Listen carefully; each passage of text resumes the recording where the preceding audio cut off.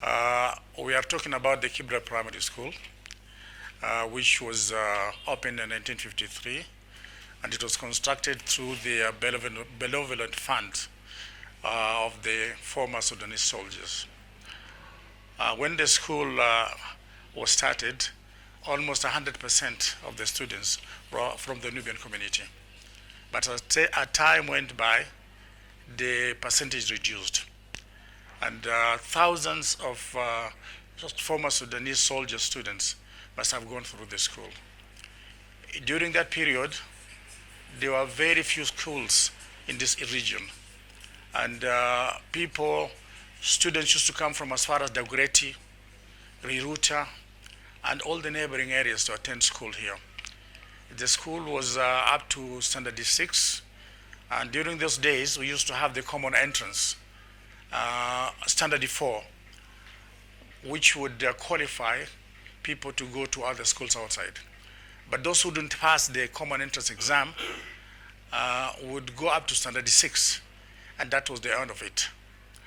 To us, the British was not necessarily interested in the education of the Nubian children per se. What they wanted is just for the Nubian children to understand, to get adequate education so that they may understand commitment, may understand commandment from their seniors in the military.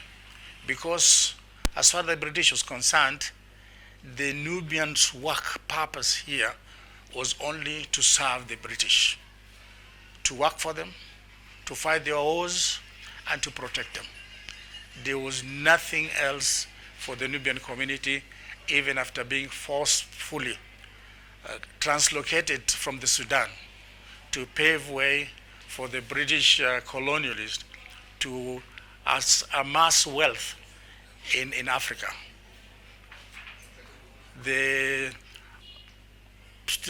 children of the Sudanese soldiers were only meant to be soldiers as well as their forefathers and their parents. And our grandparents were brainwashed to the extent that they knew their only work for the British is soldiering, nothing else. I was in this school in the 1950s, and we used to have a program called PT, physical training, which would come almost every day around 10 o'clock in the morning. We used to walk barefoot, bare chest, and parading through Kibra.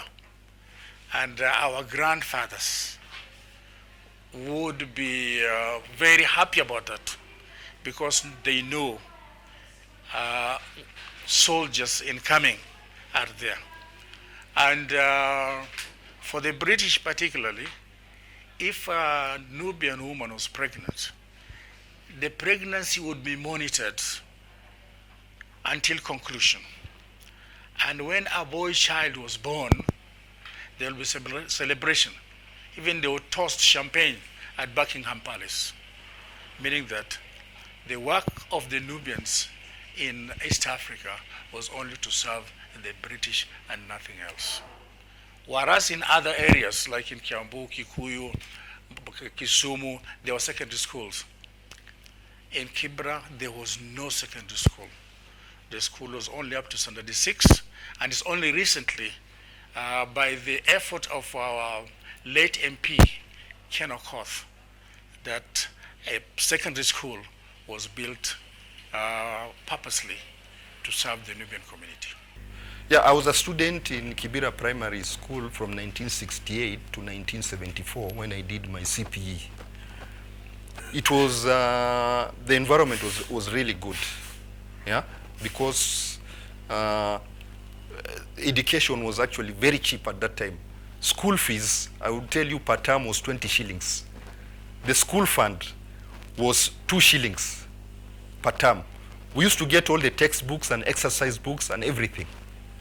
Yeah? And the teachers, we had qualified teachers. The education was very good standard. Quite a number of students, like me after standard 7, I managed to go to a national school. and many others went to other schools. So the quality of education was super.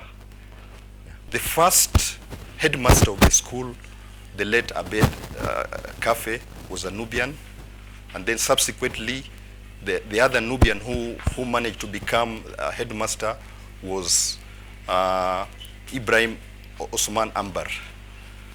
Currently, as we speak, the headmaster and teachers are not from the Nubian community, but the board is being chaired by a Nubian. My name is Siama Ismail. A former student of Kibera Primary School. I joined the school in 1975 in class 1, left in 1981 after doing my CPE. I joined the school as a board member in 2019 after taking over from a former head teacher, Mr. Ibrahim Athman Ambar. Nowadays, most of the things were being provided by the government. That is we were under the county government then. That was the mayor, and there was this Kenya School Education equipment. It took care of much of the basic needs for the school, and books were being provided, sporting items were being provided. We had teachers were even being brought on attachments from teacher training colleges to come and teach in school. But then now these kind of things are not there. You find that parents spend more in education than back in our days. The sportsmen and women of yesteryears all went to Kibera Primary School. Some of them even went as far as playing in the national leagues, and this still happens up until now. We still have young sports and upcoming sports men and women in the school. In terms of music festival and drama, yes, we do. And some of the children who are in that school who are of the Nubian origin still practice their culture, are very much engaged in learning how to sing in Nubian language and also how to play the doluka.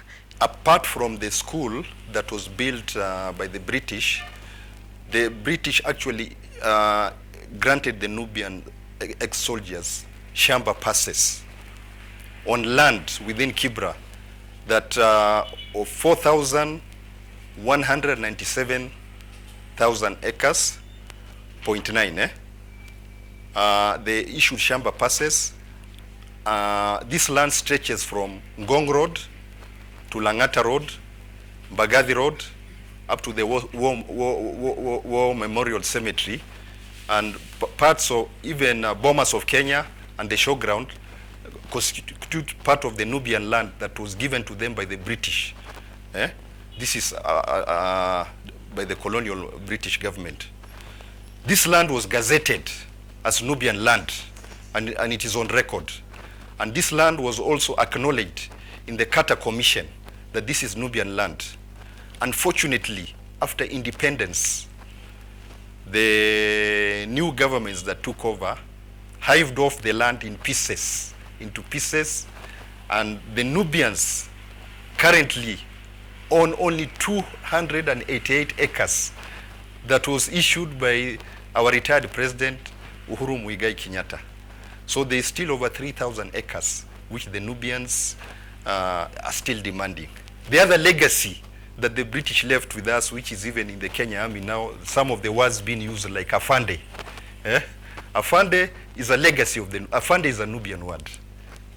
Afande is a Nubian word. So in terms of relationship with the British government, unfortunately, the Nubian community, we do not have any existing relationship. In the year 2003, when the marginalization and exclusion of the Nubian community in Kenya reached fever pitch, the Kenyan Nubian Council of Elders and members of the community approached the British High Commission in Nairobi.